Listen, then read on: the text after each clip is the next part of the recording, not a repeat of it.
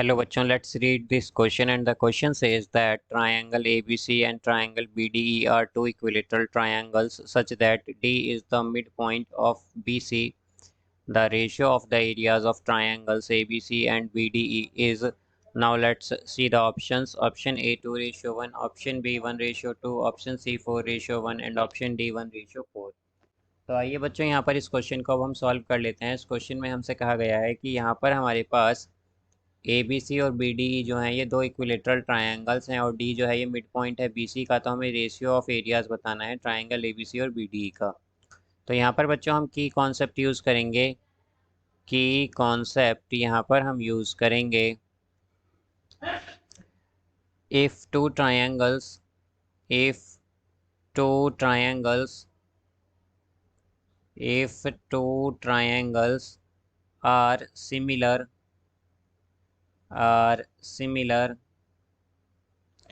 then ratio of their areas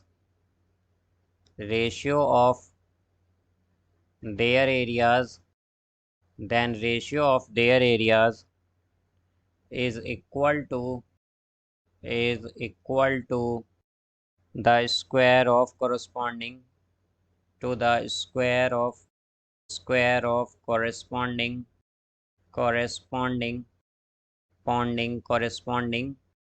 sides तो यहाँ पर बच्चों अगर हमारे पास जो दो ट्रायंगल्स होते हैं अगर वो सिमिलर हैं तो उनका जो रेशियो होगा हमारे पास उनके एरियाज़ का वो इक्वल होगा स्क्वायर ऑफ कॉरस्पॉन्डिंग साइड्स के। तो लेट्स सपोज कि हमारे पास ट्रायंगल है, ये इस तरह से हमारे पास ट्रायंगल है एक ए बी सी। हमारे पास एक ट्रायंगल है let's suppose A B and C यहाँ पर ये। अब इसमें हमारे पास डी जो है ये एक मिड पॉइंट है यहाँ पर। ये इस तरह से क्या है यहाँ पर ये एक मिड पॉइंट है बच्चों। डी हमारे पास क्या है यहाँ पर ये मिड पॉइंट है, ये मिड पॉइंट है और इसे हम मान लेते हैं ई। तो यहाँ पर बच्चों अगर हमारी दोनों जो ट्रायंगल्स हैं इक्विलेटरल ट्रायंगल्स हैं दोनों, तो इसका क्या मतलब होता है कि ये भी 60 डिग्री होगा, ये 60 डिग्री होगा, ये भी 60 डिग्री होगा हमारे पास और ये भी क्या होगा 60 डिग्री होगा ये एंगल भी, बिकॉज सभी एंगल्स इक्वल होते हैं इक्विलेटरल ट्रायंगल में हमारे पास। और ये जो एंगल ई है ये भी क्या होगा बच्चों 60 डिग्री होगा। अब हम क्या करते हैं, जो हमारे पास ए बी सी है बच्चों इसकी हर एक साइड को हम 2a मान लेते हैं लेट्स सपोज। तो अगर हम इसकी हर एक साइड को 2a मान लें, अब हम जानते हैं कि एंगल डी क्या है हमारा, ये मिड पॉइंट है बी सी का जैसा कि हमसे कहा गया है। तो अगर बच्चों ये मिड पॉइंट है बी सी का तो हमारा बी डी क्या होगा हाफ ऑफ 2a होगा, यानी कि ये साइड हमारे पास क्या होगी बच्चों ई से लेकर बी तक का हमारे पास डिस्टेंस जो है इसे हम ए कह सकते हैं बेसिकली, बिकॉज ये हाफ ऑफ बी सी होगा क्योंकि बी जो है हमने यहाँ पर ए बी सी की हर एक साइड को 2a लिया है। अब यहाँ पर बच्चों अगर हमारा बी ई ए है तो हमारा बी ई डी क्या होगा, ये भी ए होगा और बी डी क्या होगा, ये भी ए होगा, बिकॉज ये इक्विलेटरल ट्रायंगल है इसकी सभी साइड्स इक्वल होंगी। अब यहाँ पर अगर हम देखें बच्चों तो हमारे पास क्या होगा, हम अगर यहाँ पर ट्रायंगल लें in triangle A B C and triangle B D E, तो बच्चों अगर हमारे पास दो ट्रायंगल हों यहाँ पर ए बी सी और बी डी ई, तो हमारे पास क्या होगा अगर हम देखें यहाँ पर कि एंगल ए इक्वल है एंगल बी के, या फिर हम कह सकते हैं बिकॉज ये दोनों एंगल क्या है हमारे पास 60 डिग्री हैं। इसी तरह अगर हम देखें बच्चों हमारे पास जो एंगल यहाँ पर बच्चों ये बिकॉज, और यहाँ पर बच्चों एंगल बी जो है वो इक्वल है एंगल बी के, बिकॉज ये क्या है हमारे पास ये कॉमन है यहाँ पर, ये हमारे पास कॉमन है इसमें।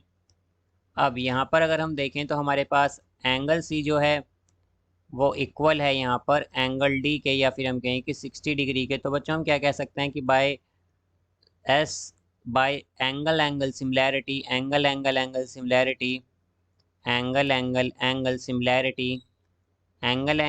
सिमिलैरिटी से बच्चों हमारे पास क्या होगा यहाँ पर, हम कह सकते हैं कि ट्रायंगल ए बी सी जो है वो सिमिलर होगा ट्रायंगल बी डी ई के।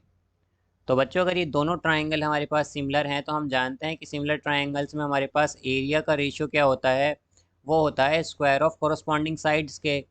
तो यहाँ पर बच्चों अगर हमारे पास हमें इसका अब एरिया निकालना हो तो हम कह सकते हैं, तो रेशियो क्या हो जाएगा बच्चों, हमारे पास यहाँ पर एक ट्राइंगल है ए बी सी और एक है बी डी ई। तो area of triangle A B C, area of triangle A B C क्या होगा बच्चों, हमारे एक तो है ट्राइंगल ए बी सी और सेकंड ट्राइंगल क्या है हमारे पास, area of triangle, area of triangle B D E. Second triangle है हमारे पास बी डी ई।